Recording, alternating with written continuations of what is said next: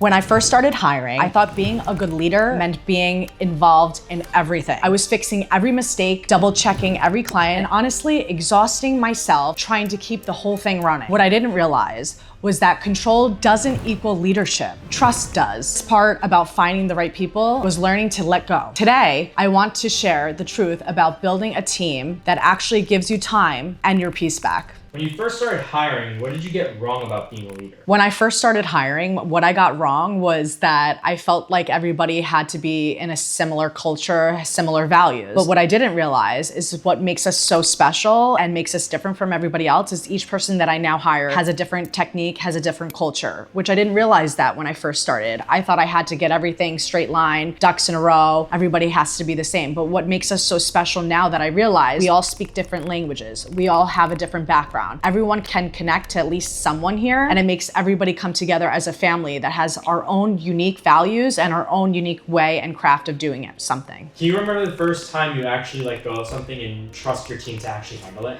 Yes. So on a busy Saturday, as everybody knows, when you're a hairstylist, you're in the zone and there's a flow of clients coming in. And I'm almost delegating from behind the chair while also doing a client. I'm watching everyone around me. But what I learned and what I realized, and it made me a better leader, is knowing when to let go and just be the stylist and not be the owner. And let management, my front desk team, navigate everyone around the salon and know when to trust your team that they can deal with any conflict, any issue without having you to be there at every second.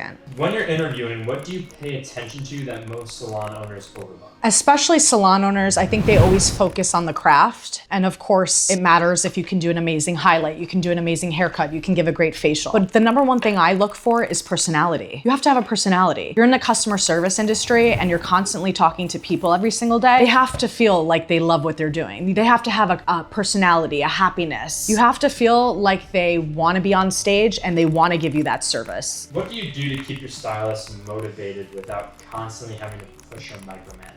I love to have a connection with my team. I think sending a simple text here and there with them, letting them know after a busy day that, hey, you did an amazing job. Hey, I know that you went to go to the dentist and your teeth are still hurting, but hey, I know you pulled through. Thank you for coming in. Or a simple, I know you were away on vacation, but you have been so loyal to us for so long, I might pay you for those couple weeks vacation. Little incentives like that go a long way. What's one system that completely changed how your team operates? So I will say we're very organized, but I think being even more organized, and you learn these things as you go because no one's ever perfect and the way you run your business is never perfect. I will say we have gotten more organized with scheduling our clients with shampooing. So if let's say Stacy's coming in, she's scheduled already on the book with the hair assistant, a shampoo time. So that also organizes our team to make sure that they're on time for that haircut. So for example, let's say Stacy comes in at 3 o'clock, she's supposed to be in so-and-so's chair at 3:30. We ask her to come in 10 or 15 minutes ahead of time to have a great experience getting shampooed and make sure she's on time for the haircut or color that she's getting. Looking back now, how did your definition of leadership change from when you started? So when I was first starting out, it was my baby. It still is my baby. Of course, you work your whole life to get to where you are now and you want to maintain that consistency. But I will say using less control, learning to let go and not being as in control as you were in the beginning, because you now should be able to trust your team to do exactly the things that you asked them in the beginning, but even accelerating on that and even being better at running the salon as they know that you would like. So I would say less control and allowing your team to team. What's something you were terrified of delegating?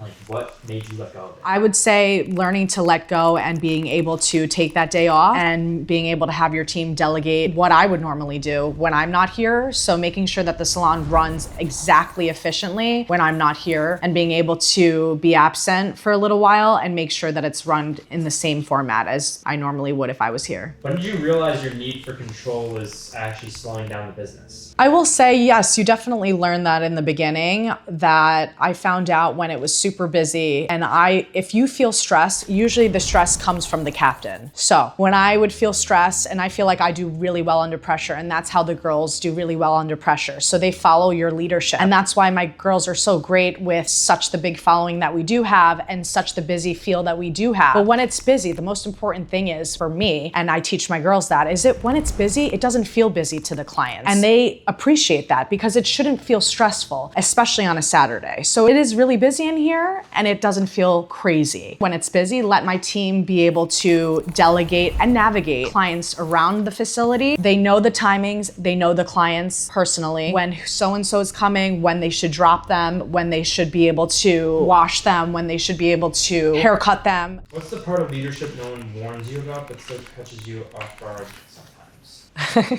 I like that one. What catches me off guard? I would say knowing that you have to work late days, late night, and even that you're working when you're leaving the property. And I think some people don't really realize that. Yes, it's all glamorous and it's people think it's all glamorous, it's amazing, and that I get my hair done all the time and all this, but it's really not. You realize that it's sacrifices too, and you're sacrificing. And so yes, some days are amazing and then some days are really hard. I think that's part of the business. I like to call it like a roller coaster almost. It's all an emotional roller coaster, but realizing that that's okay and it's a part of the business. But just knowing that you're gonna have some long days and some long nights, and not every day is gonna be peachy. Have you ever kept someone on your team longer than you should? I did. I will say, this has happened before where I have kept somebody longer. Not because I wanted to, but because you have to be smart. I usually will know right away if I'm gonna keep the person or not. And usually if I know that I'm not gonna keep them long term, I don't keep them because I don't like to spread a virus. Because yes, when you keep someone for too long, the virus starts to spread. And let me explain what that means. If there's negativity there, or there's drama, or there's something that's not right, then it's like a domino effect and can rub off on other people, and we don't want that. And that's not the kind of culture that I want to raise here either. So I think the number one thing is knowing when to cut it off. For example, I've had maybe someone here too long, but I actually needed that person for maybe another week or 2 weeks. Maybe I was shorthanded. And knowing when to be smart and knowing when to let it go. So sometimes you may have to keep someone a little longer than you don't normally want to, right? But it's the business. So you might not also like everybody that you have. Thank God I do. So maybe I had to keep that person for a week or two because I was shorthanded in some other department. And then maybe I let her go. I think that's when you have to ask yourself and put yourself in that business mind. So knowing when to let go. But yes, I did. How do you know when it's time to stop managing people and start mentoring them?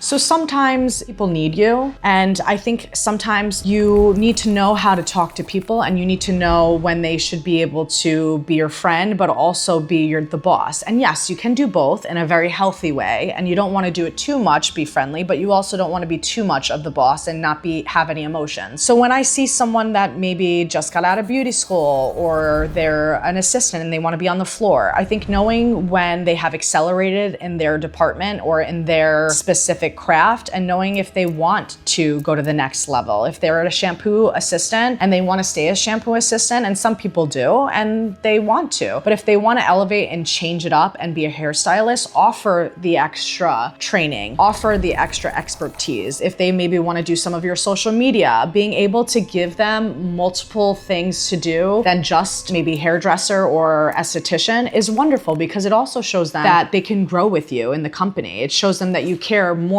about them than just what they do for a living in your space. You're willing to let them grow in the company, and you're offering them more than what they maybe knew they originally wanted. What did being the boss used to mean to you, and what does it mean to you now?